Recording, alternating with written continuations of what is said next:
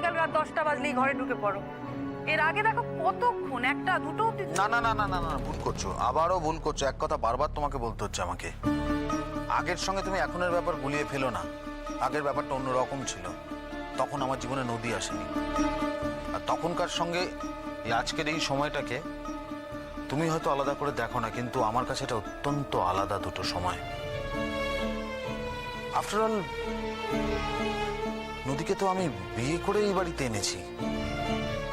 দেখো, সেটা আমি জানি না তোমার কি সমস্যা আছে। তুমি যদি মানতে পারো তো খুব ভালো, আর তুমি যদি না মানতে পারো তাহলে তাহলে হ্যাঁ বলো বলো, তাহলে কি কি পার্থ বলো না, আমি শুনছি, বলো কি। তাহলে এই বাড়ি থেকে তোমাকে চলে যেতে হবে, বুঝতে পারলে? নদীকে আমি এই বাড়িতে বিয়ে করে নিয়ে এসেছি, তাকে অহেতুক অকারণে বিনা দোষে তো আমি অসম্মান করতে পারি না। তা করবোই বা কেন? সত্যিই তো মেয়েটার কোনো দোষ নেই।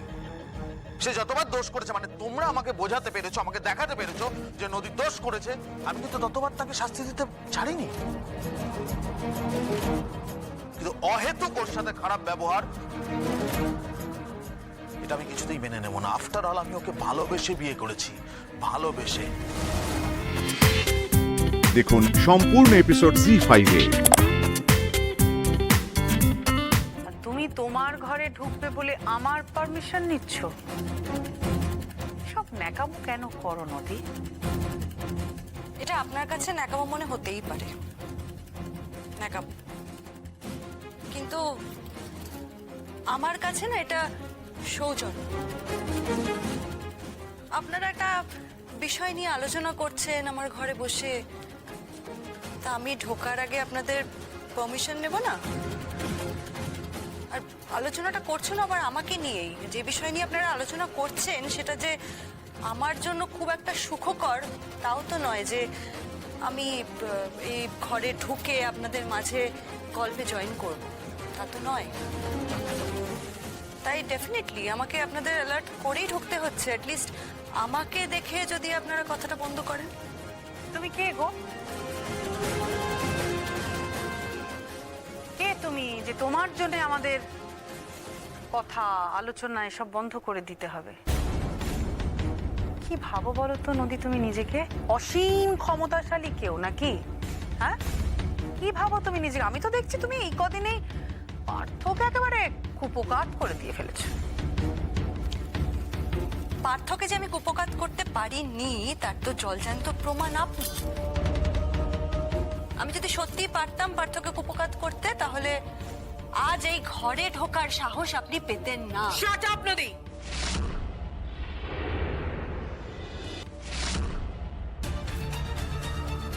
Shut up?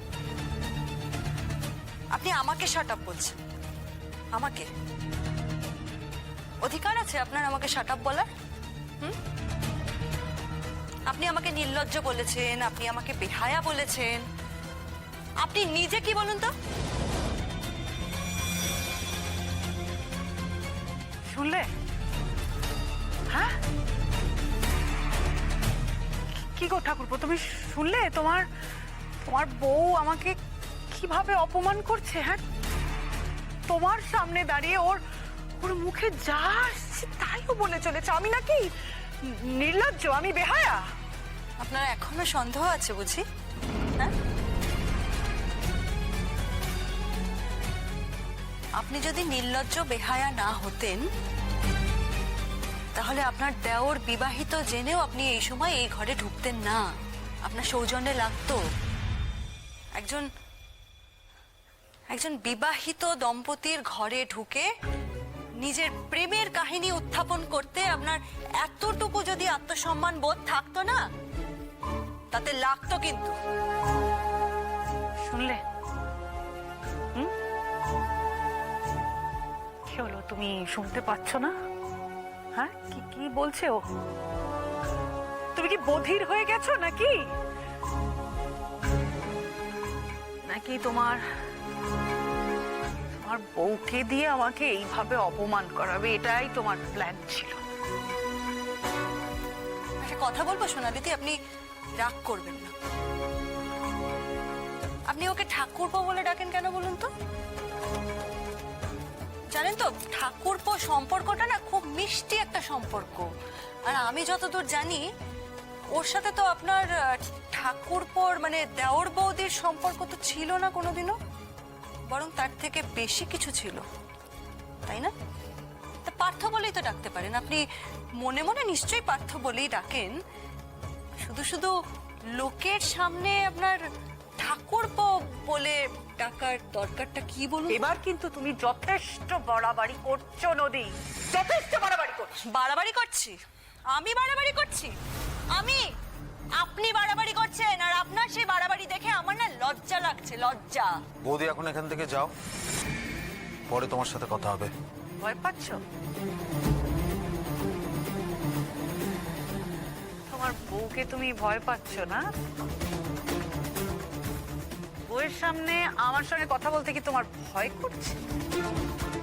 ও এতগুলো কথা বললো, এত বড় বড় কথা বলে গেল, তার উত্তরে তুমি ওকে শাসন এতটুকু করলে না, ওকে আমাকে এখান থেকে চলে যেতে বলছো। বৌদি আসলে বিষয়টা হচ্ছে না, তুমি হাওয়া থেকে অশান্তি নিয়ে আসছো, যেটা আমার ভালো লাগছে না। এইভাবে চলতে পারে না, এই অশান্তি আমি সহ্য করতে পারছি না। এটা একটা শেষ হতে হবে কোথাও। হয় তুমি বলো যে এগুলো তুমি করা বন্ধ করবে, আর যদি না পারো আমাকে বলো, তাহলে আমি বাড়ি ছেড়ে চলে যাচ্ছি। পালাই শার্ট, তোমার বাড়ি, তোমার বাড়ি, তুমি কেন এই বাড়ি ছেড়ে চলে যাবে বলো? আমাকেই যে চলে যেতে বলছো পার্থ, সেটা আমি ভালোই বুঝতে পারছি। এতটাও বোকা নই যে তোমার এই ইঙ্গিতটা আমি বুঝতে পারবো না। আমি কোনো ইঙ্গিত করিনি কাউকে, আমি শুধু বলেছি যে অশান্তিটা বন্ধ হোক। আমার কোনো। আর তুমি আরেকটা কথা বলো তো, তুমি কে? হ্যাঁ, কখনো ভেবে দেখেছো যে নদীকে তুমি যে অপমান করো, যে অসম্মান করো, তার অধিকার তোমার আছে কিনা? কি দোষ মেয়েটার? ও কি করেছে? এমন তো নয় যে ও তোমার সংসার থেকে এখানে ঢুকেছে। সব সংসার কি আর 8-5 জনের মতো দেখা যায়? অনেক সংসার তো মনে মনেও তৈরি হয় পার্থ।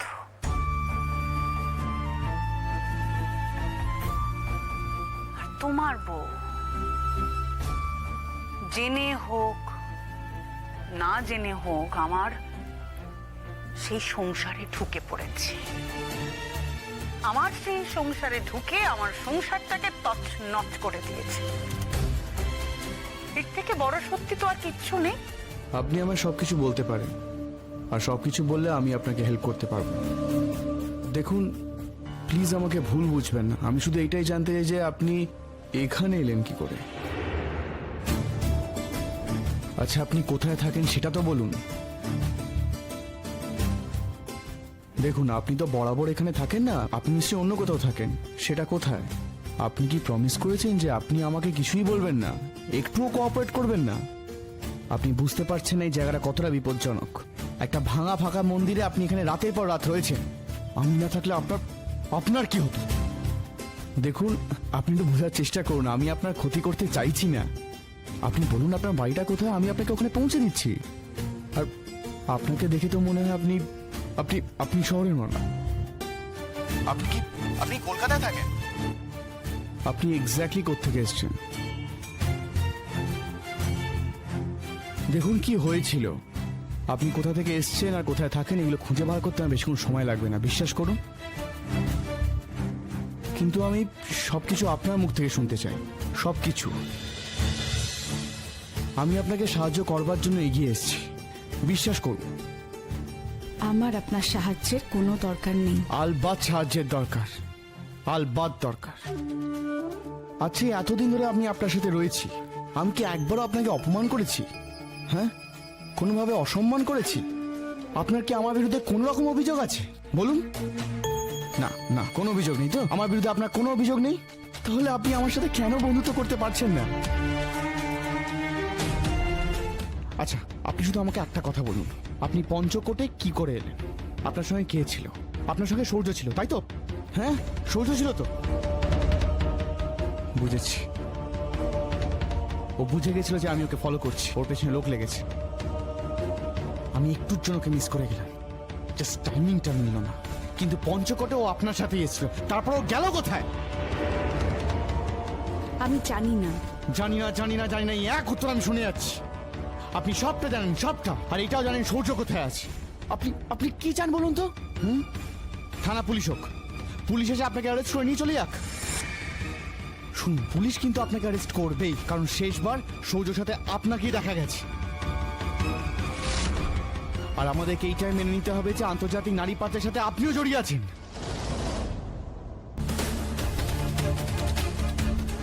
দেখুন, আপনার মুখ দেখে বোঝা যাচ্ছে যে আপনি এইসবের মধ্যে জড়িয়ে নেই। তাহলে কেন ওর মুখোশটা খুলে দিচ্ছে না? কেন বলছে না সূর্য কোথায় আছে? আপনি বিশ্বাস করুন, আমি সত্যিই জানি না। তাহলে আপনি এখানে এলেন কি করে? ও বলেছিল আমাকে নিয়ে এখানে এসে নতুন করে ঘর বাঁধবে। তাহলে এমন কি হলো যে ওর কথা রাখতে পারলো না? কি হলো, চুপ করে আছেন কেন? উত্তর দিন, বলুন। সেদিন আপনি ছিলেন, আপনার সঙ্গে সূর্য ছিল, আর সঙ্গে আরেকজন ছিল না? আপনাকে কি আমি বলেছি যে সৌর্য ছিল? না, আপনি বলেননি, কিন্তু আমি অনুমান করছিলাম।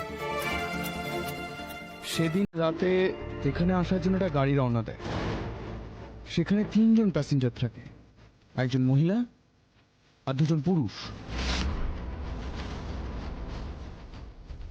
কি হলো, আপনি আপনি এইভাবে রিয়াক্ট করছেন কেন? চুপ করে থাকবেন? আপনি বলুন, আপনি এইভাবে রিয়াক্ট করছেন কেন?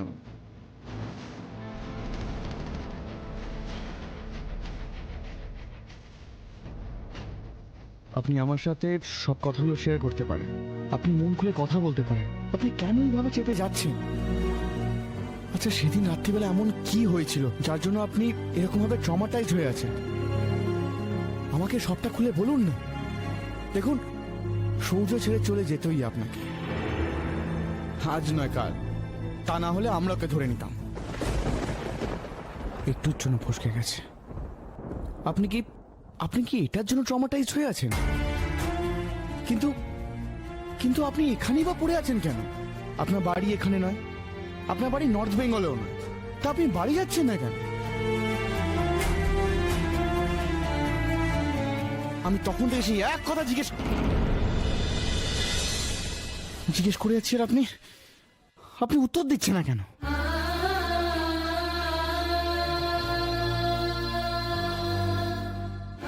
সরি প্লিজ, আপনার মুখ খোলানোটা খুব ইম্পর্টেন্ট আমার কাছে। আপনি মুখ খুলে আমার একটা জরুরি কাজ আমি কমপ্লিট করতে পারবো। আপনি শুধু একটা কথা বলুন, আপনার সঙ্গে গাড়িতে আর কে ছিল? আমি চিনি না।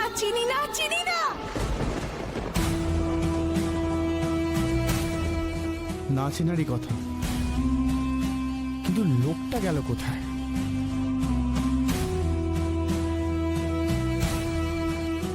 ওই লোকটার কাছে সূর্য আমাকে বিক্রি করে দিয়েছিল।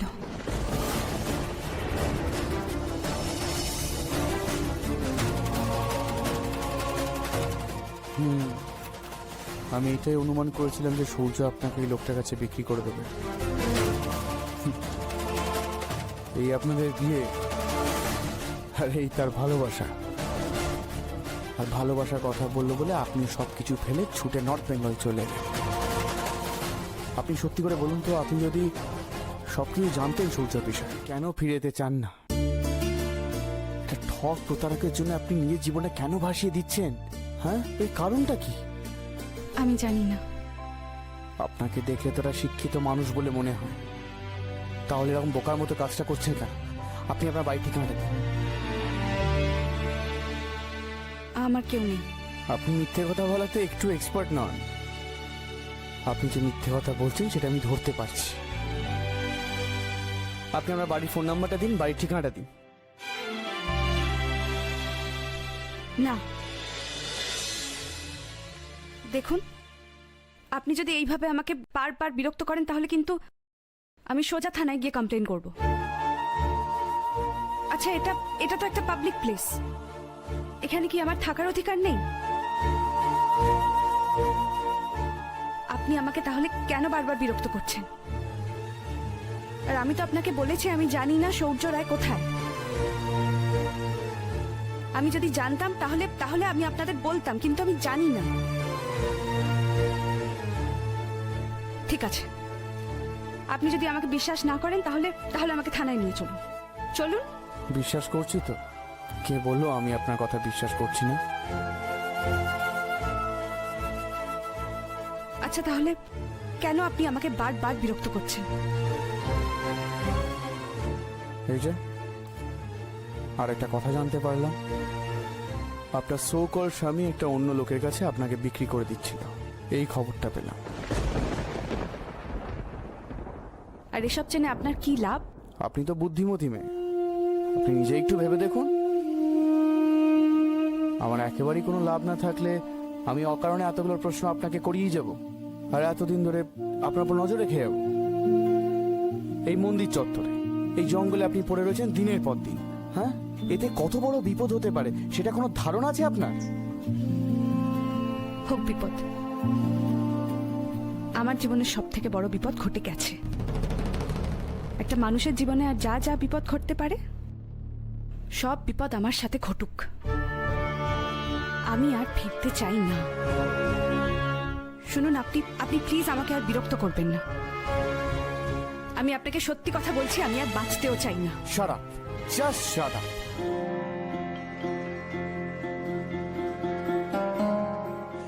এই রাস্তাটা না মন্দিরে যাওয়ার রাস্তা হবে। এই পাহাড়ের দিকে দেখো, এই পাহাড়ের ওপর ওই মন্দিরটা মনে হচ্ছে সেই মন্দিরটা। তাহলে কি আমরা প্রথমে মন্দিরে যাব? ওই তো শুনলে না, পাড়ার যারা এসেছিল তারা বলেছিল ফুলদিকে এখানেই আশেপাশে দেখা গেছে, ওই মন্দিরটারই কাছাকাছি। আর ফুলদির সঙ্গে নাকি একটা লোকও ছিল। আমার খুব সন্দেহ আছে ওরা কতদূর ঠিক কথা বলেছে। আবার এটাও তো ঠিক যে ওকে আমরা ফোনে আজ অব্দি কেউ পাইনি। ও আদৌ নর্থ বেঙ্গল আছে না কোথায় আছে আমরা তো কেউ জানিও না সেটা। কিন্তু ও যখন ফোন করেছিল, ও কিন্তু নর্থ বেঙ্গল থেকে ফোন করেছিল না? করেছিল তো, কিন্তু তারপরে তো আর কোনো ফোন করেনি, তাই না? আর ধরো তোমার পাড়ার দুটো লোক, তারাই বা খামোকা কেন বলতে যাবে যে পঞ্চকোটি আরেকটা লোকের সঙ্গে দিঘিকে দেখেছে তারা? না না, সব যদি ঠিকই থাকে তাহলে ফোনটা আর করছে না কেন আমায় বলো? শোনো, আমি তোমার বোনকে চিনি। ও কখনো কোনো অচেনা অজানা লোকের সঙ্গে কথাই বলবে না। ও কোন লোকের সঙ্গে ঘুরে বেড়াবে? আমার মনে হয় ওটা সৌর্যই ছিল। আর এখান থেকে যারা দেখে গিয়ে বলেছিল তারা কিন্তু সৌর্যকে চেনে। মানে দিঘি আর সৌর্যর বিয়ের নেমন্তন্ন কিন্তু তারা খেয়ে গেছে। সৌর্য হলে তো তারা চিনতে পারতো।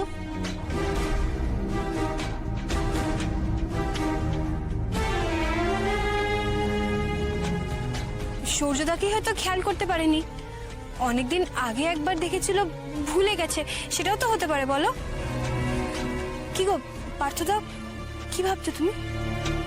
ভাবছি কি করে এগোনো যায়। পার্থদা, আমরা কি থানায় যাব? থানায় গিয়ে কি লোকাল পুলিশ স্টেশনকে কিছু বলবো? না না, এখনই যাওয়ার দরকার নেই, বুঝলে? দেখো, এমনিতেই জায়গাটা খুব ছোট। এখানে মূলত টুরিস্টরাই আসে, এবং যে টুরিস্টরা আসেন তারা মন্দিরেই যায়। আর এখন অফ সিজন, টুরিস্টও নেই, পুরো ফাঁকা। আমার মনে হয় এই সময় এখানে যদি দিঘি থেকে থাকে তাহলে আমাদের খুঁজে পাওয়াটা কিন্তু সহজ হবে। আমরা খুব সহজেই ওকে খুঁজে পেয়ে যাবো হয়তো।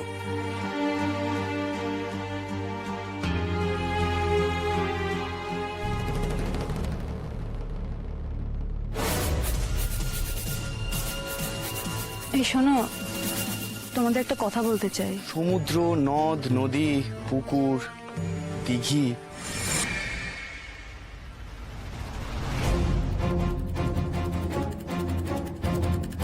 জলাশয়কে কতভাবে চিহ্নিত করা যায়, তাই না?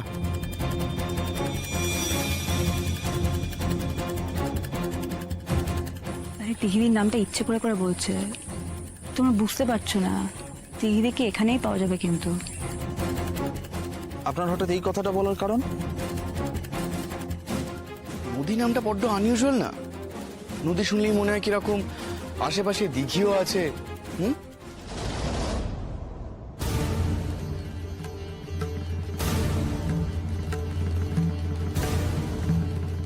ঠিক আছে, তাহলে আপনারা আপনাদের কাজ যান, আমি আসি।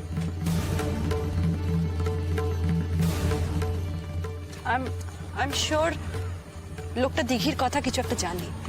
এর মধ্যে নিশ্চয়ই কিছু একটা মিস্ট্রি আছে, আছেই। দাদা ভাই, ওই লোকটাকে ডাকো। আমার মনে হচ্ছে ও জানে দিঘিদি কোথায় আছে। তাছাড়া এও তো হতে পারে যে ওই দিঘিদিকে লুকিয়েছে। হতেই তো পারে, 100 বার হতে পারে। পার্থদা, দিঘি নামটা কিন্তু উনি 2 বার নিয়েছেন। আমি খুব সাধারণ মানুষ, কাজে কর্মে এদিক ওদিক যাই, কলকাতায় থাকি। এই এখন পঞ্চকোটে আছি, কিছুদিন আগে আমি নর্থ বেঙ্গলই ছিলাম। আমরা ভীষণ বিপদের মধ্যে পড়েছি। সত্যি আমরা এখানে ফুলদিকেই খুঁজতে এসেছি। আপনার পক্ষে যদি কোনো রকম হদিশ দেওয়া সম্ভব হয় ফুলদি, তাহলে মানে ফুলদি আর কি, মানে দিঘিদি উনি আমার ননদ হন।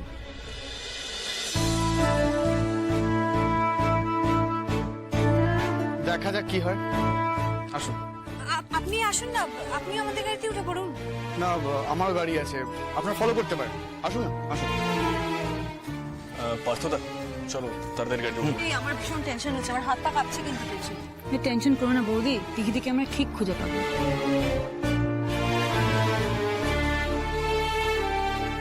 কিন্তু কোন অবস্থায় পাবো, লোকটা আদৌ কি কেমন কিছুই তো আমরা জানি না। না শালুক, দেখো লোকটা আর যেমনই হোক অ্যাটলিস্ট নিজে তো এগিয়ে এসে দিঘিকে খুঁজে দেওয়ার ব্যাপারে আমাদের হেল্প করতে চেয়েছেন। তো আমার মনে হয় না যে লোকটা খুব একটা ক্ষতিকারক হবে বলে। বলা যায় না পার্থদা, কিছুই বলা যায় না। এই, উনি যেরকম ফলো করতে বলছেন, আমাদেরকে যাওয়াটা ঠিক হবে? কোথায় না কোথায় নিয়ে যাবে আমাদের। নদী, এটা দিনের বেলা তো।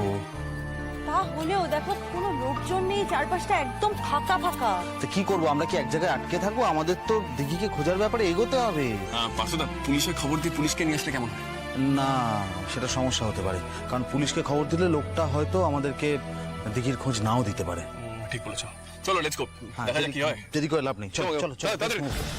এই কথা বলছেন কেন আপনি? বাধ্য হয়ে বলছি।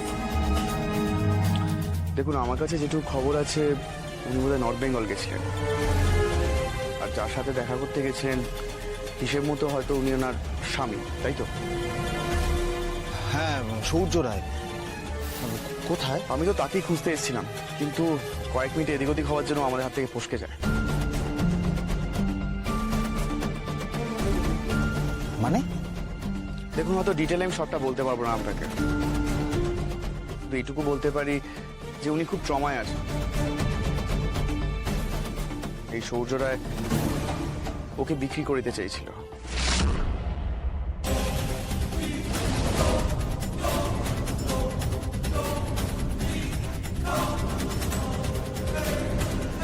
হ্যাঁ, আমাদের কাছে যেটুকু ইনফরমেশন আছে, সূর্য রায় এক আন্তর্জাতিক নারী পাচার চক্রের মাথা। ও চেয়েছিল একটা লোকের মাধ্যমে এখান থেকে চালান করে দিতে। এই সব কিছু জানার পর জীবনটা রংহীন হয়ে যায়। এখানে এত প্রবলেম থাকা সত্ত্বেও রিয়্যাক্ট করছেন, এখান থেকে বেরোতে চাইছে না। যাই না, এই বোধটা বোধহয় ওর থেকে চলে গেছে। আচ্ছা, আপনি কি করে এত? দেখুন, যেটুকু ইনফরমেশন দেওয়ার কথা আমি আপনাদের দিয়েছি, এর থেকে বেশি কিছু আমি বলতে পারবো না। আপনারা চেষ্টা করুন ওনাকে বাড়ি নিয়ে যাওয়ার জন্য। আমি অনেক চেষ্টা করেছি, উনি আপনাদের বাড়ির ঠিকানা পর্যন্ত দেননি।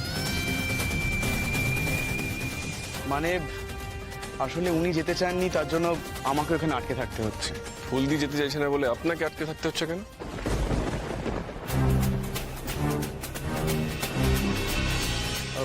না মানে এরকম একজন মহিলাকে এখানে একা ফেলে কিভাবে চলে যেতাম? আমি ওনাকে নজরে নজরে রেখেছিলাম। আসলে আমি একটু আগে এখানে এসেছিলাম, ওনার সাথে কথা বলার চেষ্টা করছিলাম, উনি কিছুই বলছিলেন না। উনি কথা বলছিলেন বলে আমি চলে গেছিলাম। আমি আবার আসতাম এখানে। এরকম অসহায়ভাবে একজনকে ছেড়ে দেওয়া তো আমার পক্ষে সম্ভব ছিল না।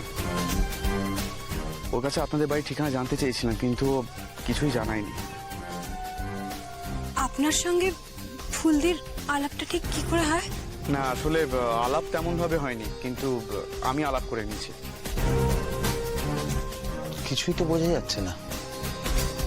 এতটা সহজে সবকিছু বুঝতে চাইবেন না।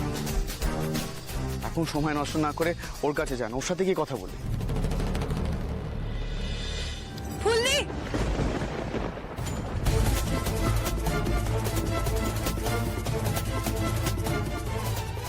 দেখি ফুলদি, ফুলদি তুমি কোথায় হারিয়ে গেছিলে? ফুলদি, আমাদের কথা তোমার একবারও মনে হয়নি? একবারও তুমি ভাবোনি আমাদের কথা? চলো ফুলদি, বাড়ি চলো, তুমি শিগগিরই বাড়ি চলো তো, আমরা তোমাকে নিয়ে যেতে এসেছি, চলো বাড়ি চলো। তোরা আমাকে তো বিরক্ত করিস না তো। আমি আর বাড়ি যাব না ঠিক করেছি। বাড়ি যাবো না মানে? ইয়ার কি হচ্ছে নাকি? শোনো ফুলদি, তুমি তোমার জীবন নিয়ে যা ইচ্ছে তাই করতে পারো না, কারণ তোমার জীবনের সঙ্গে আমরা সবাই অনেকগুলো লোক যুক্ত আছি। আর শুধুমাত্র সূর্য রায় শুধুই তোমার জীবনে সব থেকে বেশি ইম্পর্টেন্ট হতে পারে না ফুলদি। ওই নামটা, ওই শব্দটা আমার সামনে আর কোনোদিন উচ্চারণ করবি না। আমরা তো উচ্চারণ করতে চাইনি দেখে, তুই তো নিজেই বারবার। নদী, প্লিজ থাক না, এখন এসব কথা বলো কি দরকার? দিঘি, যা হয়েছে হয়েছে, সেটা হয়ে গেছে, জাস্ট ফরগেট এভরিথিং। দিঘি, তোমার বড় মামুর মুখটা একবারও মনে পড়ে না? বড় মামির মুখটা মনে পড়ে না? জানের মুখটা? সত্যি করে বলো, তোমার এদের মুখটা মনে পড়ে না? তুমি জানো এরা এরা কত ব্যাকুল হয়ে আছে শুধু তোমার একটা মাত্র খবর পাওয়ার জন্য? এটা ভাবো দেখি, দেখো তুমি নিজে একটা এত ট্যালেন্টেড মেয়ে, তোমার হাত থেকে কত ভালো ভালো ছাত্রছাত্রী বেরিয়েছে, ভবিষ্যতেও বেরোবে। তুমি শুধুমাত্র একটা মানুষের কথা ভেবে তুই তোমার নিজের জীবনটা এরকমভাবে বিসর্জন দিয়ে দাও, এটা কি সত্যি কোনো মানে আছে বলো তো? আমি তোমাকে এখানে ছেড়ে কোথাও যাব না ফুলদি। যদি তুমি নাই যাও তাহলে আমিও এখানেই থাকবো। তোরা আমাকে এত বিরক্ত করিস না তো। এই একটা লোক আমার পিছনে ফেউয়ের মতো লেগে আছে। লোকটা যে কি চায় আমি জানি না। বারবার সমানে একই কথা বলে যায়, বাড়ির ঠিকানা দিন, বাড়ি ফিরে চলুন। লোকটাকে আমি চিনি না, জানি না, অথচ এই একটা লোক আমাকে ন্যাক করে করে শেষ করে দিচ্ছে। দিঘিদি, আমরা সবাই তোমাকে নিতে এসেছি দিঘিদি। তুমি বাড়ি চলো প্লিজ। তুমি বাড়ি না গেলে আমরা কিন্তু যেতে পারবো না। তোর কি মনে হয় দেখি, কি মনে হয়? তুই এখানে একা থাকলে তোকে আমরা সবাই মিলে এখানে রেখে বাড়ি চলে যাব? কোন মুখে আমি বাড়ি যাব বলতো? বাড়ি গিয়ে আমি কি বলবো? আমি বড় মামুর সামনে দাঁড়াবো কি করে? বড় মামি যান, তাদের সামনেই আমি কি করে দাঁড়াবো? আমার কি বলার মতো আর কোনো কথা আছে? আর কথা রোজ নতুন করে তৈরি হয় ম্যাডাম, কোনো কথা নিয়ে চিরকাল কেউ বসে থাকে না। আপনাকে কোনো উপদেশ দিতে আমি এখানে ডাকিনি কিন্তু। বাহ, ফ্যান্টাস্টিক, আপনার তো বেশ ঝাঁজ আছে দেখছি।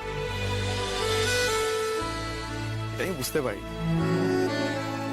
ঝাঁজ যখন দেখাতে শুরু করেছেন, আই হোপ আপনি বাড়িও ফিরে যাবেন। না, আমি যাব না।